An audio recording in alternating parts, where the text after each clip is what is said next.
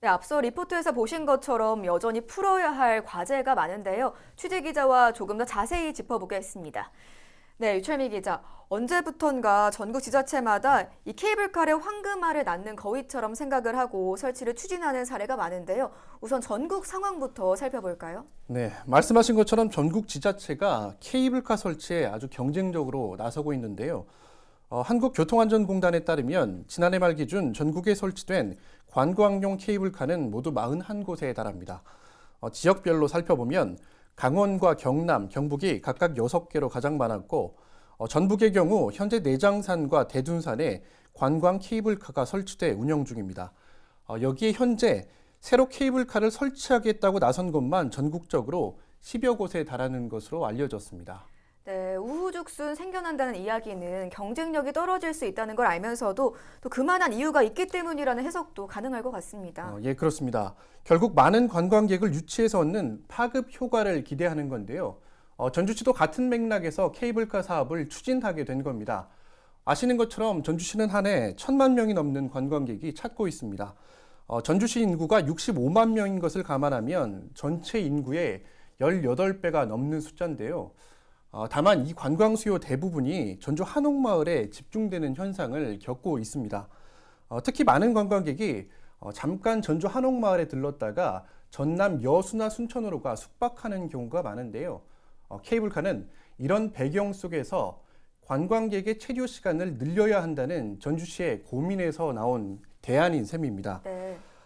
다시 말해서 한옥마을에 집중된 관광 수요를 아중호수까지로 확장하는데 케이블카가 필요하다는 주장인데요.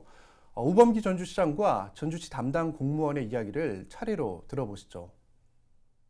이를 통해 전주 내에서도 숙박과 식사 등이 가능한 관광객의 관광 체류 활동을 유도하여 지역 경제 활성화를 도모해 나갈 것입니다. 이 케이블카는 관광의 기능이 플러스 교통의 수단이 되고요. 그다음에 한옥마을 체험 관광의 확산에 대한 영역 확장에 아주 중요한 매개체라고 보시면 되지 않을까 싶습니다.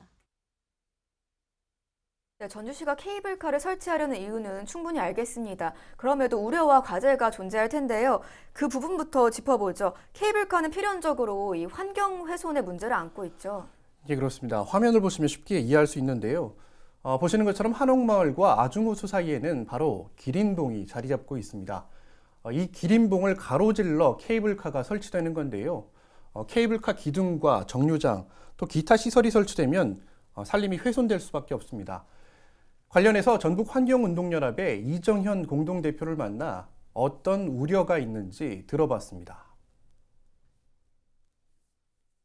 그 기린봉이 생태적으로 굉장히 안정되고 다양한 생물들이 깃들여 살고 있는 그런 기능을 하고 있는 곳인데 일정 부분 그 케이블카의 지주대가 세워지면서 산림훼손이라든지 야생동물의 서식지가 훼손될 우려가 있고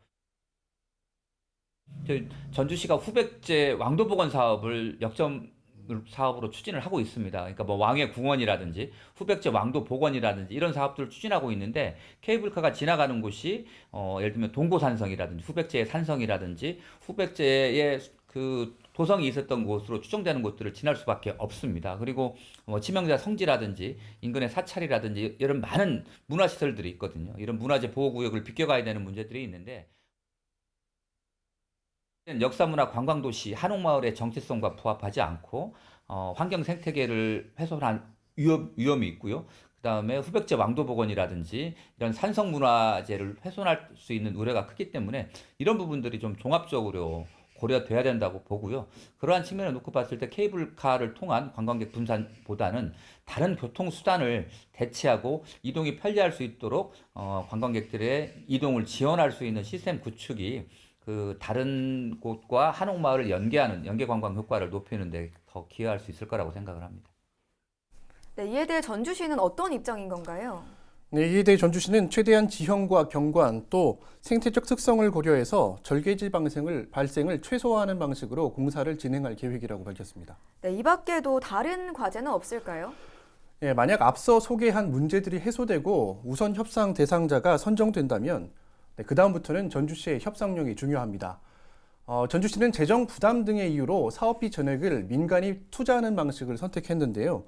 자, 보통 이런 경우에는 민간 기업이 기부 체납 조건으로 20년 이상 시설을 무상으로 임대하면서 운영 수익의 독점권을 가져가는 구조입니다.